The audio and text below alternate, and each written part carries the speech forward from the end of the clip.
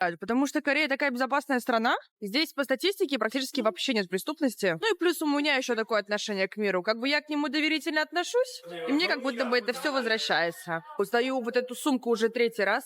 И вообще 지금 이 순간에도 모스크바에서는 어딘가에서 쓰레기를 그냥 봉지째 내다 버리는 일이 벌어지고 있을 겁니다. 당연한 일처럼요.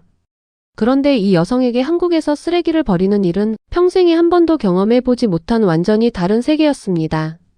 러시아 출신 여행 유튜버는 중국에서 거주하며 전 세계를 여행하는 크리에이터입니다. 처음으로 발을 딛는 한국 땅에서 그녀는 도착 첫날부터 예상치 못한 장면들을 연달아 마주하게 됩니다. 인천공항에 내리자마자 넋을 잃고 맙니다. 뭐가 이렇게 크냐는 말부터 나오는 건데요. 그도 그럴 것이 그녀가 주로 오가던 중국 공항들과는 차원이 달랐던 것이죠. 공항이 이렇게 깨끗하고 정돈된 곳이었냐며 연신 카메라를 들이댑니다. 그런데 그녀가 진짜로 놀란 건 공항 내부가 아니었습니다. 공항 안에서 허기를 달래러 들어간 한식 코너. 한국 음식을 태어나서 처음 먹어보는 그녀는 조심스럽게 젓가락을 들었다가 한 입 먹는 순간 완전히 멈춰버립니다.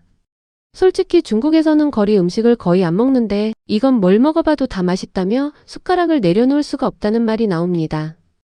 не ем китайский стритфуд. Только одни роллы и какие-нибудь салаты. И я так была удивлена, что я еще смотрела, сравнивала, что мне больше нравится. 그런데 공항을 나오자마자 마주한 안내판 하나가 그녀의 발걸음을 멈추게 만듭니다. 공항 출구와 동시에 버스 정류장이 연결되어 있고 서울 각 구역별로 정류장 구역이 정확하게 나뉘어 있는 시스템. 그녀는 이 안내판을 보면서 공항 자체가 이렇게 설계되어 있다는 걸 처음 봤다며 감탄을 이어갔습니다. 유럽이나 러시아 공항에서는 공항 밖으로 나와서야 교통편을 찾아 헤매는 경우가 일반적인데 한국은 나오는 순간부터 목적지별로 방향이 잡혀 있다는 것입니다. 버스를 기다리던 중 예상치 못한 일이 하나 벌어집니다. 옆에 있던 한국 여성이 그녀의 휴대폰 배터리가 8%밖에 남지 않은 것을 보자마자 자신의 보조 배터리를 꺼내 건네줬던 것이죠.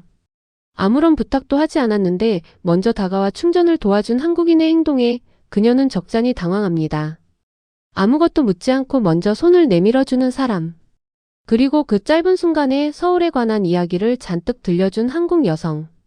유튜버는 자신의 작은 여행 가방과 가득 찬 쇼핑 캐리어를 비교하며 피식 웃었다고 하는데요. 행복을 선택한 사람의 모습이 이런 거구나 싶었다며 웃음을 보입니다. 숙소에 짐을 풀고 나서 그녀를 기다리고 있던 건 예상치 못한 한국만의 일상 시스템이었습니다. 바로 쓰레기 분리수거였는데요.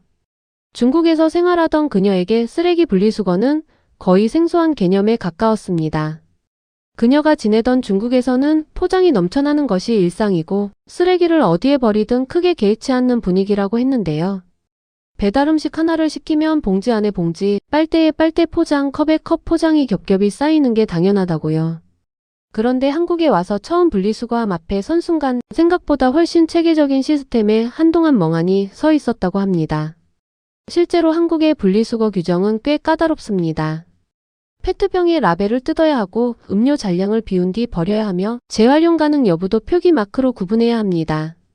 심지어 일부 지역에서는 요일마다 버릴 수 있는 쓰레기의 종류가 정해져 있기도 하죠. 그녀가 특히 놀랐던 건 단지 규정이 있다는 것이 아니라 그 규정을 모든 사람이 자연스럽게 지키고 있다는 사실이었습니다. 분리수거를 제대로 하지 않은 봉지가 발견되면 직접 뜯어서 누구 것인지 확인한 뒤 엄청난 벌금이 부과된다는 걸 알았어요. 그게 실제 이야기라는 게 믿기지 않았어요. 라고 그녀는 말했습니다. 우리 완전히 엉뚱한 나라에 살고 있는 거 아닌가요? 라는 그녀의 말 한마디에 많은 것이 담겨 있었습니다. 중국과의 비교는 자연스럽게 나왔고 그 말은 한국의 시민의식이 얼마나 다른 수준인지를 외국인의 눈으로 정직하게 표현한 것이기도 했죠. 저녁 시간이 되어 일본인 관광객의 추천을 받아 들어간 서울의 한식당. 지글지글 끓는 뚝배기와 고기, 그리고 줄지어 놓인 반찬들을 마주한 그녀는 또다시 말을 잃고 맙니다. 매워서 눈물이 맺히면서도 숟가락을 내려놓지 못하는 그 모습은 한국 음식이 왜 중독성이 있다는 말이 나오는지를 그대로 보여주는 장면이기도 했습니다. 다음날 그녀는 미샤 매장을 들르게 됩니다.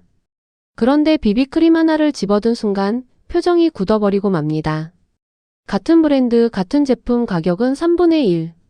아니, 큰 사이즈를 사도 러시아에서 산 작은 사이즈보다 싸다는 사실에 그녀는 한동안 가격표를 바라보며 멍해졌습니다. 한국에서 만들어진 한국 브랜드를 왜 우리는 이렇게 비싸게 사고 있냐며 그동안의 소비를 되돌아보게 만드는 장면이었습니다. 실제로 한국 화장품 브랜드들은 한국 내 판매가와 해외 수출가가 크게 차이나는 경우가 많습니다.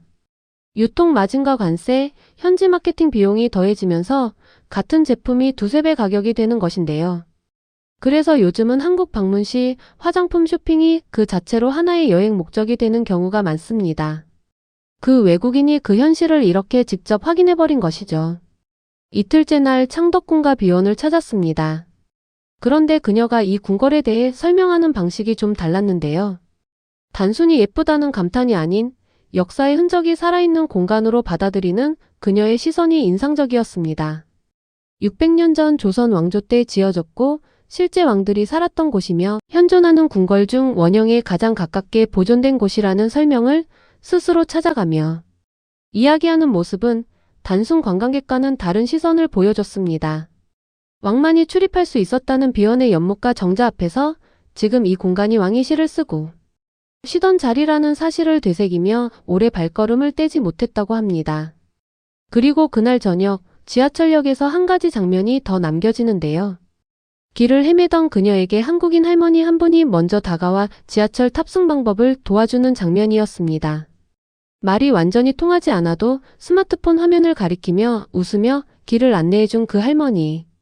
이 순간이 서울에서 가장 기억에 남는 장면 중 하나라고 했습니다. 공항에서 배터리를 건네준 낯선 여성, 지하철에서 먼저 말을 걸어준 할머니. 한국인들은 왜 이렇게 먼저 손을 내미는 걸까요? В Корее очень развит английский язык. Его практически знают здесь на самом деле все. Потому что в Китае никто его не знает. Наверное, только один человек из 20, кто будет говорить на английском. Ты понимаешь, что китайцам он просто не нужен, они как будто бы живут в своем мире. А вот у корейцев гораздо все интереснее, потому что они здесь учатся очень много. 마지막 날 밤 그녀는 단돈 600루블짜리 식사 앞에 앉아 있었습니다. 우리 돈으로 약 8,000원 정도에 해당하는 금액인데요. 식당 한쪽에는 반찬과 김치, 국수를 자유롭게 가져다 먹을 수 있는 셀프 코너가 있었고 음료도 직접 따라 마실 수 있었습니다. 우리에게는 너무 익숙한 한국 음식점의 반찬 문화인데요. 그녀는 이게 다 무료냐며 한참을 확인했다고 합니다. 러시아로 돌아가고 싶은 마음이 점점 없어지고 있어요. 이 한 문장이 그녀가 서울에서 보낸 나흘을 가장 압축적으로 보여주는 말이 아닐까 싶습니다. 배터리를 건네주는 낯선 사람, 분리수거를 자연스럽게 지키는 시민들, 600루블짜리 식사에 딸려오는 풍성한 반찬, 새벽에도 조용하고 안전한 골목길.